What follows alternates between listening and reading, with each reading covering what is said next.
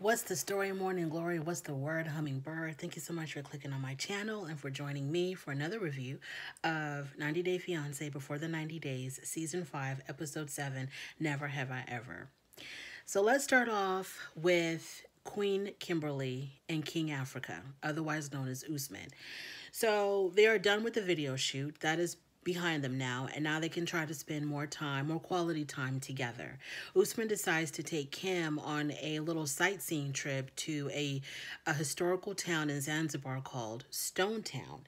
And I was really interested in Stone Town. I wanted to see more of Stone Town. I think he even said that they don't have a lot of modern provisions in this town. And I was so curious about it, but we didn't get to see much of it. So anyways, on their ride to Stone Town, Usman refers to himself as King Africa and refers to Kim as Queen Kimberly. And then Kim says to him, potential Queen Kimberly. And I'm just like, girl, own that. He called you Queen Kimberly, accept it, own it, relish in it, because that's what you really want to do anyway. So why did you have to bump yourself down again to potential Queen Kimberly? And this whole word potential is like really getting to me, because it's almost as if she is auditioning or interviewing for to be his woman, to see if she's good enough, if she qualifies, to be his woman. And that's kind of really getting on my nerves. It's really archaic. It's extremely misogynistic. And, like, it's just dumb and stupid. Anyways, moving on. So, they look at each other and Usman says, I like you a lot, as if to kind of like confirm to her and verify to her, like, I really do like you. And she looks at him and she says, I like you too. And then she says, you know what? I love you. And of course he didn't say I love you back. So when they get to Stone Town, they're walking hand in hand and they go to a shop, a souvenir shop, I think it was. And he buys or they purchased a fedora hat for him. And she really liked it because it reminded her of the fedora hat that Michael Jackson wore in the Smooth Criminal video. Then they also buy themselves matching bracelets of the Tanzanian flag. So after that, they're outside, or the next time that we see them, it's nighttime. And I'm like, okay, when y'all arrived in Stone Town, it was daytime. Now it's nighttime. Like, what did y'all do all day in Stone Town? And why didn't we see more of it? Did y'all go out to eat? Did y'all do some more sightseeing? Because I really wanted to see more of this Stone Town.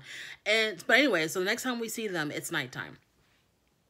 And so they're sitting somewhere outside and they're talking, and she tells him that she says to him that she really wants him to sleep in her room. And he pumps the brakes on that very quickly. He's like, wait. And then Kim says, no, I really want you to stay with me. And he says, in your room? No, on the moon, Usman. Where else other than her room? And then he says, I don't understand. Usman, stop playing dumb. You understand very well what's going on here. This woman traveled across the world to be with you. And I have no idea if she's giving you money on the side, if she is funding your music career on the side. But there is something going on here where something that she's really trying to get. She's really trying to collect on her investment. That is what's happening here. So stop playing dumb, Usman, and it's time to pay the piper. Okay, pretty soon it will be time to pay the piper, because this woman is not doing all of this for nothing. She wants something in return. It could be your body, it could be your heart. It's something that she wants in return, and you can't, taking this free ride forever. Kim might be very gullible, and she might be blinded by love or blinded by lust, but she's not stupid to continue doing this forever and ever and ever and get nothing in return. So Usman says, I thought we would share a room together after we were officially together. Like, what the hell does that mean? What do you mean officially together? Like, what does that mean? If I was Kim, I would ask him, okay, what do you mean by officially together? Until you start feeling something in your heart for me, and who knows when that could happen. But anyways, moving on. So Kim says that what if we don't decide that until the last day that I'm here? And then she's like, you know what? Never mind. Just never mind. And then Usman says to her, oh, I see now that you're getting mad. And then he compares her to Lisa, being really bossy, very demanding, wanting things done her way at her time, not taking his wants or his needs into consideration. And so then he accuses her, get this, y'all. Your boy Usman says to her, Well, it seems like to me that you just want one thing from me. You're just using me for one thing. Basically accusing her of wanting to hit it and quit it. Kim acts like she's really shocked, and she's like, that's not at all what it is. I'm not going to beg anything from you. Usman says, I don't want to from day one. Now, if he would have told me something like that, I don't want to from day one, I would have stopped the cameras, excused myself, packed my stuff, and gotten on the first plane, the first boat, the first ship, the first train to somewhere, anywhere but there. Because how embarrassing is it for someone to tell you, I told you from day one that I didn't want to? After all you've done for them, after all the money you spent on them, they're going to tell you, oh, I told you from day one that I didn't want to. So anyways, so Kim's like, well, then just forget it. So she wants to go back to the hotel. In her confessional, she says, I don't know what else this man wants from me. I've been loving, attentive. I've been his assistant, his manager. The ball is in his court now. No, sweetheart, the ball has always been in your court. You have always been very clear to him as far as what you want and what you expected. He's the one that's been wishy-washy. The ball has always been in your court, Kim. If he wasn't giving you what you wanted when you wanted it, if he wasn't reciprocating any of the affection that you've been showering on him, then you would have made, Kim, you should have made that decision to walk away and to leave, because you're not being fulfilled. You're not getting what you want out of this. He's getting everything he wants out of this and then some. You're the one who's running on empty. So the ball is in your court. But anyways, that's not how she sees it. She says the ball is in his court now. And as they walk away, he tries to hold her hand, and she's like, moving away from him. And she's like, don't touch me. I don't want to hold your hand. But he's still forcing her. So that's some F-boy stuff. So in one instance, you're telling her, I told you from the beginning that I don't want to. And then on the next minute, in the next whatever incident, you are trying to grab her hand, to hold her hand, to be romantic again. It's this constant push and pull that it's just like, Kim, you are 50-something years old. Don't you understand the game by now? Haven't you lived long enough to understand how the game goes and that you're being played? Moving on. So Kim feels really defeated because she thought that he would stay with her in her room. I think this is when they were showing her in her room all by herself, being all lonely and depressed. And then, no, we're not there yet. Sorry. That's all. We're not there. We're still in the car. So on the car ride to the hotel, she tells him that she's nothing like his ex-wife, because he had compared her to Lisa earlier. And that she said that she won't make him do anything that he doesn't want to do. And then Kim tells him that they need to come to some kind of an understanding with their relationship. And he's like, yes, I agree, we do. Okay, once again, just kind of leading her on, keeping her around long enough to where she doesn't want to leave, because you're always showing her that there's this potential of something coming out of this, but not giving her exactly what she wants, because you don't want her to turn around and blame you for leading her on. So then all of a sudden he begins to get real flirty with her in the car. He starts caressing her face and, calling her really, beautiful. Oh, you're so beautiful. You're so beautiful. And touching her face. So when he sees her pulling away, he pulls her back in again, right, with the compliments and the flirtation. And because she's so gullible, she falls for it, hook, line, and sinker. So then his confessional, Usman says that he wants her to be happy, but sharing a room is not in our plans if we're not in a relationship. And why aren't you in a relationship, Usman? Why aren't you in a relationship? Do you want to be in a relationship with her or not? I mean, it's a very simple question.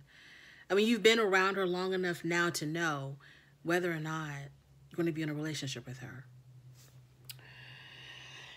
So when they get to the hotel, they come out of the car, and I guess because their rooms are in opposite directions, she's going to go one way, he's going to go the other.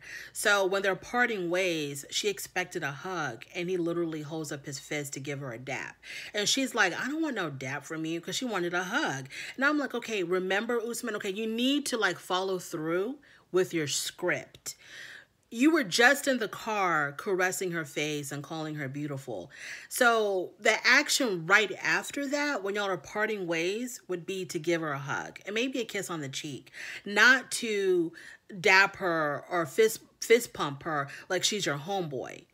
Okay, you need to follow through with the script. But anyways, he can do this. He can flip like this from potential boyfriend to I'm just, to I'm just your homeboy. He can do that because she doesn't know any better. She can't figure it out.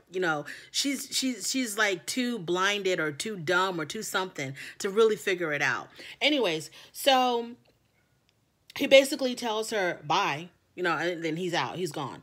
2 hours later, Usman shows up at her door. She's sitting in her room by herself, alone, lonely, and she's on her phone. And I don't know what she's looking at on her phone or what she's doing on her phone, but I'm very, very interested in to see what's happening on her phone because, like I said, 2 hours later, he shows up. And all of a sudden, he wants to spend the night with her. Kim, what did you send him on your phone?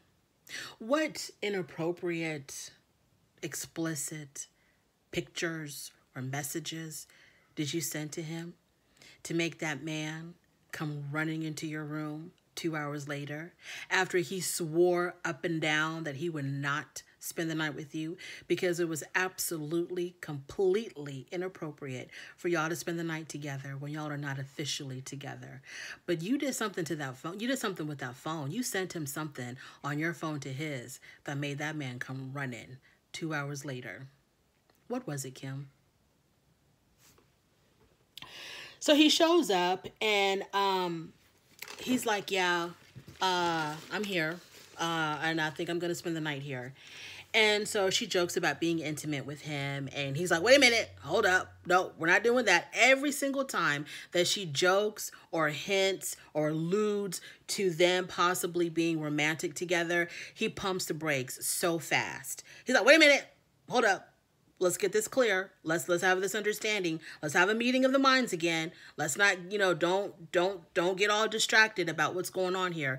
So Usman says, I think it's too early for that because, she made a joke about being intimate. So he's like, you know what? I think it's too early for that. And then Usman says, in his confessional, he says, I decided to sleep in her room to show her how serious I am about the relationship. What relationship? What relationship are you referring to? Because you claim that y'all are not official, that there is no relationship. That's why you shouldn't be spending the night with her. But you need her to know that you are serious about the relationship. What relationship? Because you don't have to spend the night with her to have a friendship. You don't have to spend the night with her to have an associateship. So what relationship are you referring to that you need to solidify by spending the night with her? So, or could it possibly be that he needs to make her feel more convinced about him so that she doesn't take the MacBook Pro and the PS5 away? Because she is still within the vicinity of snatching those things back up. All she has to do is call hotel management, security. You know how it goes. You understand the privilege of it all. That's all she has to do to get her stuff back, even though there were gifts. That's all she has to just make one phone call and those things will be right back in her room. So he wants to make sure that as long as she's in the physical vicinity of these gifts, that these gifts stay with him. Now, once she goes back to America, then, he can start all the F-boy stuff, put that on full throttle, because there's no way that she can rescind her gifts, once she's back stateside. So they get into bed together and there's like a whole bunch of pillows on the bed and he arranges them in such a way where they create a barrier between him and her. And he's like, I'm going to put these pillows here so that you can stay on your side, then I can stay on my side so there's no hanky-panky going on. And she's like, well, what about if you wanted to come over to my side? You could probably want to come over to my side. And of course, he's like, no, I'm not going to do that. So then they start talking about yammy yammy. I have no idea what that is. I don't know what that yammy yammy is. I don't know what it's referring to. I don't know. So she says to him, well, I want to see your yammy yammy. And then he says something like, well, you'll see it when the time is right. And then she says, well, am I going to see it before the trip is over? And he tells her to calm down. Y'all have no idea how irritated it makes me when someone tells someone else to calm down, especially if it's like someone like if a man is telling a woman, calm down, like she's going to some kind of female hysterics. And then he tells her to calm down, kind of like, hold your horses, like she looks so sex starved, so desperate for him and for the little bit of attention that he can give her. It's really sad it's like almost impossible to watch. It's almost impossible to watch. She just makes herself look so desperate. Like she just wants a crumble, a piece, a particle of his attention, and she's still not getting it.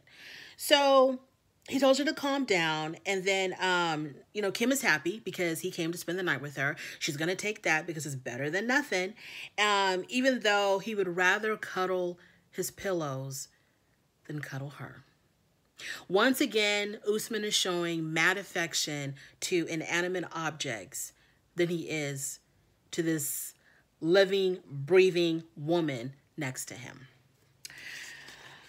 Moving on to Gino and Jasmine.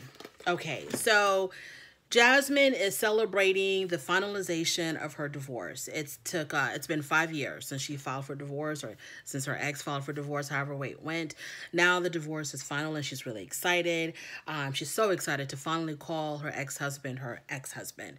And it's been a long time coming, so she wants to celebrate. And she wants to celebrate with a party. Well, she can't go to a nightclub or a bar because of COVID restrictions. So a few of her friends decided to come and celebrate with her at the same hotel that she's sharing with Gino. Now, she doesn't want Gino to come to the party because he is her current boyfriend. And so she thinks it's kind of weird to celebrate her divorce with her current boyfriend. So she goes to the room to wherever her friends are waiting for her. And Gino's left all by his lonesome in their room. And, he's getting stuff together because they're going to go on their 4-day trip together that he's, going to pay $2,500 for. So he's packing and playing on his phone and just looking really lost and lonely. So on the other end, Jasmine is with her friends. They're drinking, they're laughing, they're having a good time. They're making light fun of Gino. They're talking about her jealousy and her anger issues. And they think it's all fun and games, right, that she can get so jealous and so angry. One of her friends in her confessional said that Jasmine does have a major, major jealousy problem. And it is going to cause a problem in her relationship with Gino. And also they joke about how when Gino and Jasmine were intimate together, she says that, I think her friends asked her how it went, and she said that, she really liked it or whatever. She's really in love with him. And she said that, she almost killed the man because he wasn't used to all of this Latina spice. He's used to things being very plain, very vanilla. And she says that, it wasn't, because I think her friends had said something about, oh, he must be really, really boring, really plain. All he knows is missionary. And she's like, yeah, so I had to really show him, what this Latina can do. So she said that she stripped for him. She danced for him. She really brought it on. And she said that she almost killed the man because he wasn't ready. He just wasn't ready. She almost killed him. So they make fun of that and they think it's all so funny and cute. And then all of a sudden there's a knock on the door. I thought it was going to be Gino. But no, it's somebody dressed up like in a police officer's uniform. Y'all, the stripper has arrived. So the stripper shows up and I was not impressed, but evidently Jasmine was. I couldn't believe that the stripper was wearing briefs instead of like boxer briefs or something a little bit, more appealing. But anyways, so he was wearing briefs and I felt like his abs were spray painted on, like they weren't actually real abs. But anyways, I digress. So the stripper's there doing his thing on Jasmine, dancing on her, rolling on her, all of this. They're all having a really good time. So when the stripper leaves, they decide to go back to the room that she shares with Gino. So they bring the party to Gino. So they all go back to that room and Gino's really surprised to see everybody. And you can tell that he's very, very uncomfortable with all of this. So as they're there, they tell Gino, oh, look what happened at the party. So they show him a video of the stripper all over Jasmine. And Gino really didn't like it. And he was like, who the hell is this? And they're like, oh, it's a stripper. It's a dancer. And it was just all for fun. It's no big deal, Gino. Nothing happened. And so he didn't like it. And I guess the friends could tell that something was brewing inside of Gino. So they expeditiously exit stage left. So now it's just Gino and Jasmine in the room. And Gino was like, what the hell is this? Why are you doing this? And she's like, we're just having fun. And she tells him, look, obviously nothing happened because we're showing it to you, so nothing even happened. And he's like, well, what if it was me? What if I did that to you? What if I showed you a video of some beautiful woman, rolling on me and, just all over me, scantily clad, practically naked, just her body all over me. How would you feel about that? Would you like that? And like a little girl, she's like, so she's like, well, so make sure this never happens again. He says something like that. Well, you need to make sure this never happens again. And she's like, oh, yes, Gino, I promise, or whatever. And she feels really bad about it. And she apologizes to him. I'm so sorry, baby. It'll never happen again. Moving on to Alina and Caleb. So, y'all, word on the curb is that Alina got fired from TLC. Now, I haven't had a chance to watch Auntie's Advice, the YouTube channel Auntie's Advice yet, because she's got the lowdown scoop on all of that. I haven't had a chance to watch it yet, but and somebody in my comments had mentioned it too, that Alina was caught saying the N-word, and she had to make some formal apology, and supposedly now I think she's got fired from TLC. Wow. Wow, how things have turned. Because if that's true, if she did say the N-word, then yeah, she's got to go. That's completely unacceptable. I was interested to see on how her story ends with Caleb, but I guess we will never know if she got fired from TLC. So I'm going to do some reading up on that and see if I can find any, and definitely listen to Auntie's advice. So, Alina and Caleb. Wow, it's a lot. Elijah's last night in Turkey. So, because this is last night in Turkey, Alina wanted to spend it with both of her two men, Elijah and Caleb. And Elijah, he was ready to disrupt some things. So all three of them go out to eat. Alina in her confessional says that something was... So in her confessional, Alina says that something really awkward had happened the night before. And I was like, what could have happened the night before? Well, evidently, Alina and Caleb were in the room, in their hotel room together, and they were getting busy, and Elijah walked in on them. And Caleb says at the dinner table, Caleb's like, so let's talk about you walking in on us. And Elijah in his confessional says that Alina had given me the key to the room. I walked in and Caleb asked me, why are you staring? And Elijah says, I'm just checking out your body.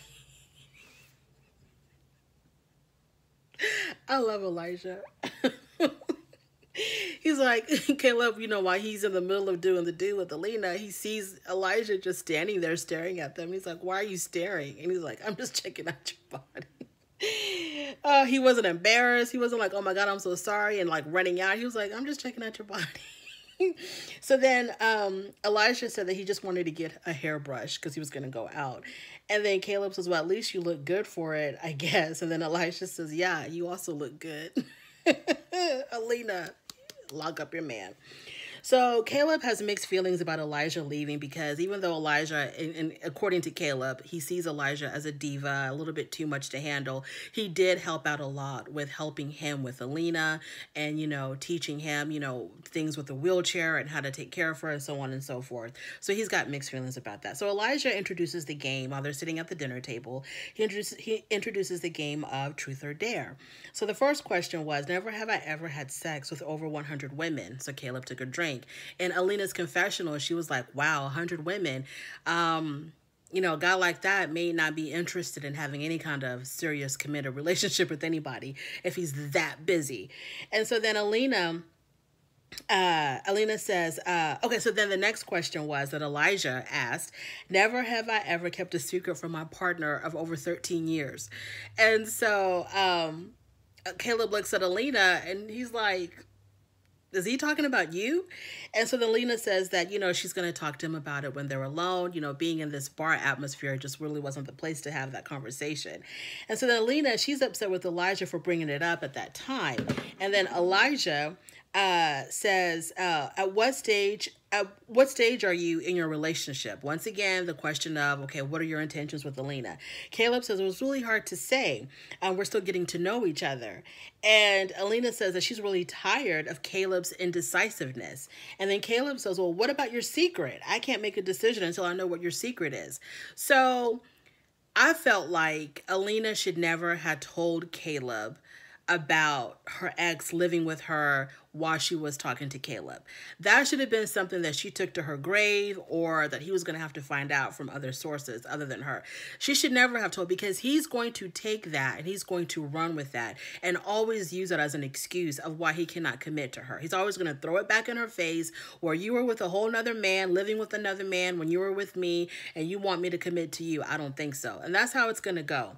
So Alina says, well, that's BS, because you just found out about that secret right now, but you've always been indecisive about me. And then Caleb was like, well, thank God for Elijah. Thank God for Elijah telling me, you know, that you've been creeping. So Alina feels really overwhelmed, and she said that she really, really likes him, and she's really worried about losing him after she comes clean to him.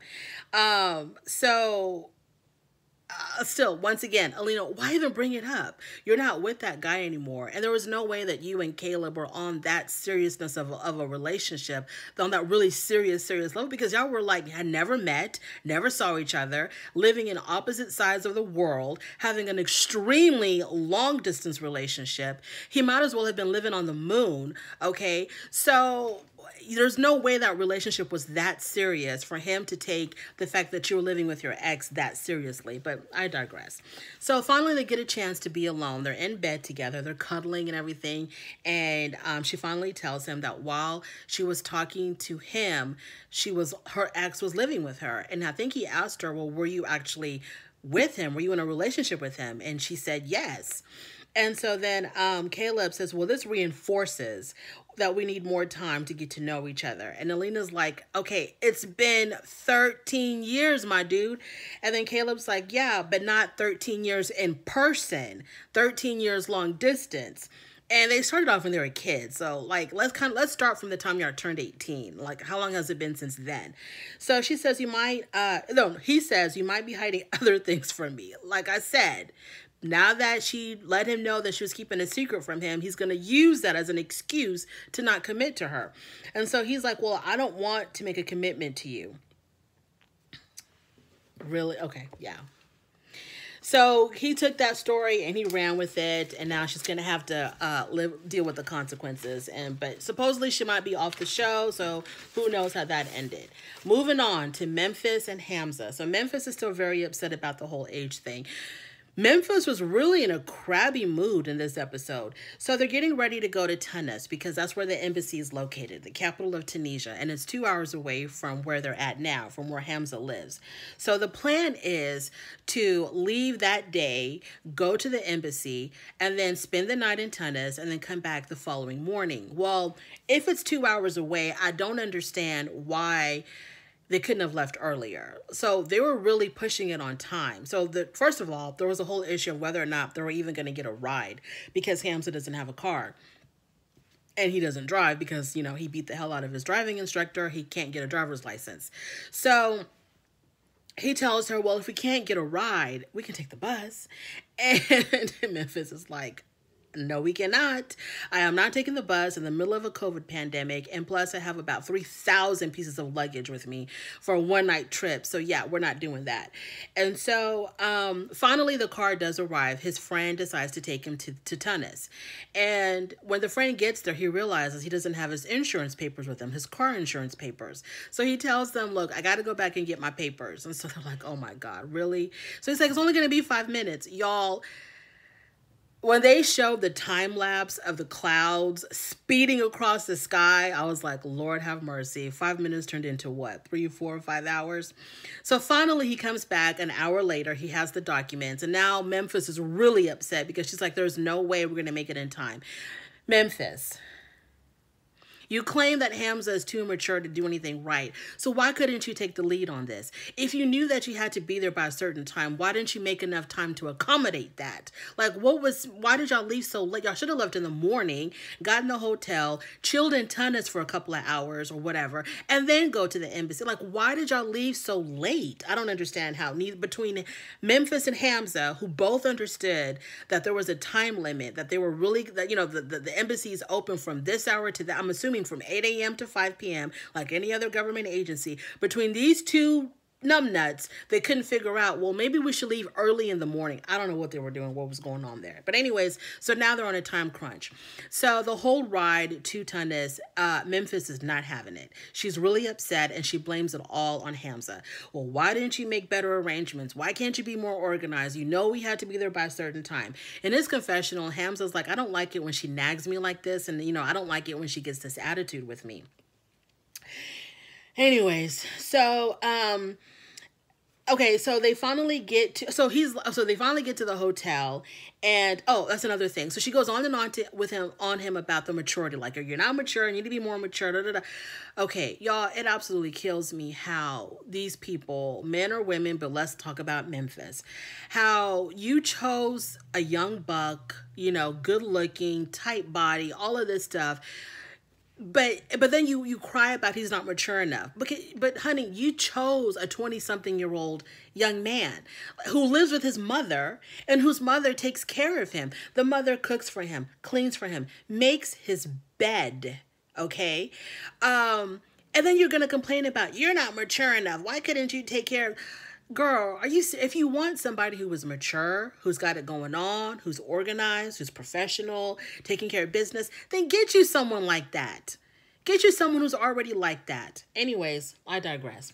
So Hamza's like, oh, why sad, baby? And she's like, I'm not sad. I'm pissed. Girl, this is the life you chose, and, welcome to your life. Welcome to your future if you're going to end up marrying this man. So anyways, so they get to the hotel, and it's a really nice hotel, and now Memphis is very happy because she really, really likes the hotel. So they get drinks, I guess, to kind of relax and loosen up a little bit. Memphis, she wants to get tore up because she told the guy more Grey Goose.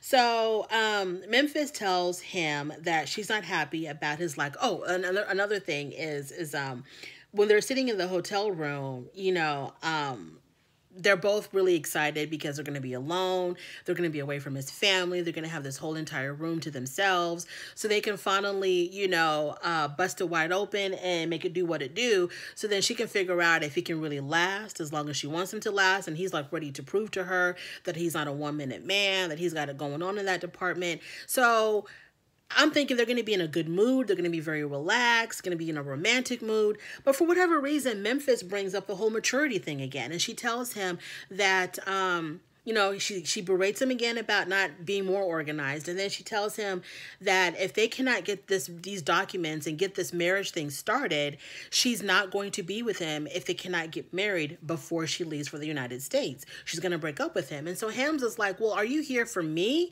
or are you here for these papers and this marriage license? And she's like, I'm here for both. So Hamza now, his feelings are hurt because he thinks that, oh, she just wants to get married. She doesn't really want to be with me, because if she really loved me, whether we were married or not before she left, she wouldn't break up with me. So she's threatening to break up with him, and it breaks his poor little heart. And he's just so sad and upset about that. And so that's where that ends. And she's like, well, if you can't be the man that I need you to be, then we're not going to get married. Yeah, that's Hamza and Memphis. Moving on to Ella and Johnny. So Ella and Johnny. Okay, so Johnny was supposed to get his visa from Singapore to come to America and, be with Ella. Well, his visa to Singapore got denied. Now I'm beginning to question if it really was denied. Unless Ella actually saw the documentation saying that it was denied, I kind of doubt that it was denied. I think he just told her that because he's got this thing about not coming to America. So anyways, he says that his thing got denied. And so she's meeting up with her friend, Corby, and Corby's husband, Pal, who's also Asian. So she's meeting up with them and she tells them that, look, his visa to Singapore got denied. And they were really like, oh man, that's such a bummer. And she's like, but I have a plan B. He can go to Dubai, and from Dubai, he can come to America. But then she tells him that for whatever reason, Johnny told me that he's really concerned about the COVID numbers in America. And so Pal says, well, let me tell you something about the Asian culture. We're really big on family. So he might be really hesitant to leave his family behind. And also his parents, I'm pretty sure, want him to marry an Asian woman. And they're not too crazy about him wanting to be with a non-Asian woman. So that might be another reason why he's hesitating coming here. And so Ella tells her friends, well, we're close enough where I feel like he would have told me if that was the issue. So the first chance she gets, she FaceTimes him and she's like, look, this is what's happening. You can't get to Singapore because your visa was denied, allegedly. But can you go to Dubai? And from Dubai, you can come here. And he's like, baby, I'm really concerned about the COVID numbers in America because, in Asia, we're really strict with the whole COVID protocols. We're on lockdown. No one goes anywhere. But in America, y'all are just all free, willy-nilly. No one wears a mask over there. Y'all are like gathering in like these huge crowds. Y'all are just, living it up like there's no pandemic over there. So y'all's numbers are going up like crazy. And I'm scared. I don't want to get infected because I can't afford to get sick. He says that if he got infected with COVID and ended up in the hospital, he would go bankrupt. Then he couldn't take care of his... I'm like, wow, you need to write for soap operas or you need to write books or something because your imagination went automatically from 0 to 1,000. Okay, you're vaccinated, you're careful, but you think that when you get COVID, you're going to... end up in the hospital, not be able to pay your hospital bill, and you're going to be bankrupt, and you won't be able to take care of your family. I mean, it was like one thing after another. I was like, wow, Johnny, slow down. And so Ella's like, I don't even know why you're so worried about this because you're vaccinated, you're careful, you have a hazmat suit that you're going to wear on the plane. And when you arrive to America, people are still traveling. We still need to live our life and we need to get this life started together. And you're, playing games over there. And he's like, wait a minute, it seems like you're getting upset. No need to get upset. Calm down. We don't need to get upset. And so she's like, look, this is where I stand. You need to come here. I'm waiting for you to come here right now. That's where I stand. You do that what you will. Okay, take that information, do what you want with that information. But I'm not budging. I'm not moving. I'm not reconsidering. There is no other plan for me. I'm waiting for you to come here. Okay? And so he's just like, oh, baby, I don't know. I don't know. And he says that Johnny tells her that they still need to talk about it. Moving on to Mike and Ximena. So the next morning, Mike is still worried about, Ximena's crazy ex-hitman boyfriend. I don't know if he's thinking that the guy's like lurking in the bushes, following them around. I don't know, but he's still like, he has it on his mind. So Ximena in her confessional says that Mike is worried about the men I dated in the past, but he's no treasure himself. But Ximena, sweetheart, my love, okay, he's not trying to kill you. Okay, he may not be a treasure compared to your exes, but he ain't trying to kill you. And he didn't leave you alone and abandoned with children either. So Ximena calls her sister and she tells her sister, look, there's some issues between me and Mike. I really, really do like him. We have our good times. We have our bad times, but it really bothers me that he burps and he toots and he leaves his dirty clothes around. And the sister was like, okay, you need to have a conversation with him about this. So when she finally gets a chance to talk to him, because it was raining that day, they couldn't go out for any activities, so they decided to stay in. So this was the perfect time to have a one-on-one conversation. So she says to him, I need to talk to you about something. She says, it really bothers me that you toot in front of me and you burp in front of me and you leave your dirty clothes hanging around. And I know Mike must have felt really embarrassed, for his girlfriend to tell him something like that. So in his confessional, I guess his defense mechanism was to attack her ex-boyfriend. So he's like, wait a minute. I know this heifer is not talking about me tooting and burping in front of her and leaving my clothes around the house when she had two boyfriends who impregnated her and abandoned her. One went to jail. The other one just disappeared on her. And then she had another ex-boyfriend who was a hitman and was trying to kill her. I know she's not up here talking about me and my tooting and my burping when, some guy was actually trying to kill her. Did she have the same conversations with them? Did she sit down and talk to them about, hey, wait a minute, I have some issues with you. You abandoned me with your child and you're not helping me, or you're trying to kill me. So let's talk about that. So I thought that was really funny. And she was like deadpan serious about the tooting and the burping and the clothes. She was like, yeah, you need to take care of this. This is an issue for me. And so he's like, baby, don't worry about it. I'm going to do it. We're going to work on it. Just, be patient with me. And he's like, I'm not trying to do it on purpose. These are like natural bodily functions that are just happening. And so, she tells him, you're already an old man and I'm not your mother. And then Mike says that they can work on these things together, and he's gonna make changes. He's gonna hold his toots and his burps and pick up his clothes. Ben. Okay, so Ben. Okay, so Ben was supposed to meet so Ben he met Mahogany 3 months ago, and he says that, his CGI, his computer generated image, who he claims is like a real human waiting for him in Peru. So he says that they have the strongest and most spiritual connection that they've ever had. Yes, through talking on WhatsApp for 3 months and never seen each other, haven't even had a phone conversation. Gotcha. So he's getting ready for his trip to Lima. He's booked 2 separate rooms because he wants to save the physical intimacy until after they're married. Oh, okay. If the CGI is real, if the pictures of Mahogany are really her, Ben, I seriously doubt that if she tries to put the move, she could blow in your ear and you're going to be like, you're going to throw down. Don't sit up here and make us believe that you're waiting until you get married. You are already a married man before. You have 4 children. Don't sit up here and tell me that when this young, hot 24-year-old gives you that look, that you're going to push her away and tell her we're waiting until we're married. So his son Elijah drives him to the airport. The kids are really suspicious of this whole Mahogany thing. And the son says that he's seen a couple of red flags. But the son didn't expound on what these red flags were. But whatever red flags he's seen, honey, we've seen them too. So the son says, so Ben says that Mahogany really loves him unconditionally. And that she's proven, and I'm like, okay, she's proven this to you how? That she loves you unconditionally. So he gets to the airport. He's waiting for his, to board the plane, and he gets a text at the airport, and it is the CGI named Mahogany, who says that her father, or her computer programmer, doesn't trust his intentions and doesn't want him to come.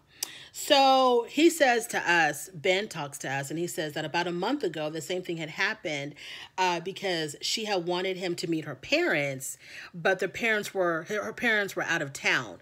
He was supposed to go to Peru to meet her a month before, but her parents weren't available. And because he was supposed to go there to meet her parents, but they were not there or something like that. And I'm like, TLC, stop pranking us. This is a huge fat prank. Ben is not meeting anybody. Mahogany is just a computer-generated image, probably created by the TLC producers. Stop. So Ben says that this is not fair to the love that they've been building for the past 3 or 4 months.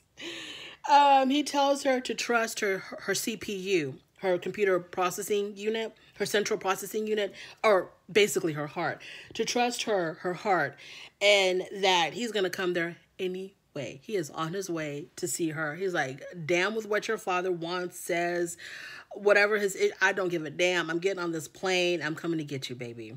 So we'll see how it goes with Ben and Mahogany. Thank you so much for joining me. If you made it this far, I appreciate you more than you'll ever know. Once again, it's too long. Please don't forget to like, comment, and subscribe. And I will most definitely talk to you later. Bye.